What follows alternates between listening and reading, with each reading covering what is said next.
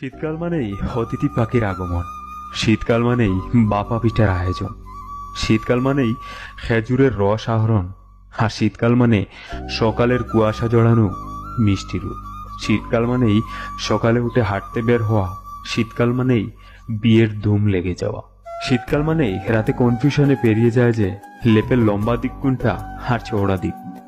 শীতকাল মানেই গোসল করার ভয়। আর শীতকাল মানে সবাই মিলেই আগুন পোহানো। শীতকাল মানেই ব্যাডমিন্টন খেলার শুরু। শীতকাল মানে ওয়াজ মাহফিলের শুরু। শীতকাল মানেই বন্ধুত্বের সেই আড্ডা। শীতকাল মানেই হেলে খেলে কিছুদিন চলা।